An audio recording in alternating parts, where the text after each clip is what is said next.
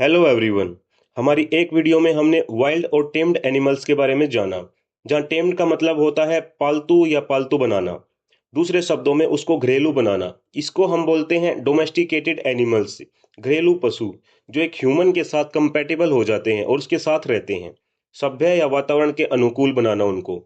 ये बना है डोमेस्टिक वर्ड से, मतलब घर से रिलेटेड कोई चीज़, कनेक्टेड विद द होम और फैमिली। घर या परिवार से संबंधित, घरेलू या पारिवारिक, निजी, आंतरिक। डोमेस्टिकेशन के भी कुछ अलग अलग मेनली तीन पर्पज होते हैं। पहला, एज ए पेट, शौक के तौर पर, जैसे सबसे कॉमन एक डॉग।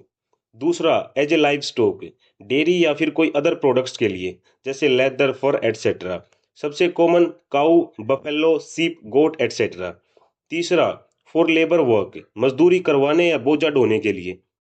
सबसे common horse, camel, donkey etcetera. इनको बीस्ट ऑफ बर्डन भी बोलते हैं।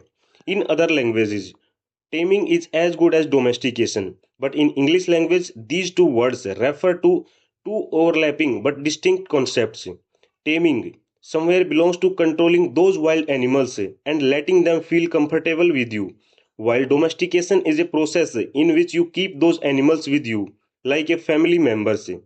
अब बहुत बार ऐसा होता है, यही टेम्ड या डोमेस्टिकेटेड एनिमल्स जब भटक जाते हैं और अपने ग्रुप को छोड़कर इधर उधर चले जाते हैं, जिनका कोई ठिकाना नहीं होता, घर नहीं होता। Homeless animals and sometimes even a homeless person, जिसका कोई घर बार नहीं होता और इधर उधर घूमता रहता है। भटका हुआ बच्चा या पशु, उसको हम बोलते हैं स्ट्रे, STRAY। आवारा या बेघर, वो कोई भी हो सकता है, जैसे stray dog, stray tourist, stray sheep, etc. As a verb, it is to go away from the place, point or any topic where you should be.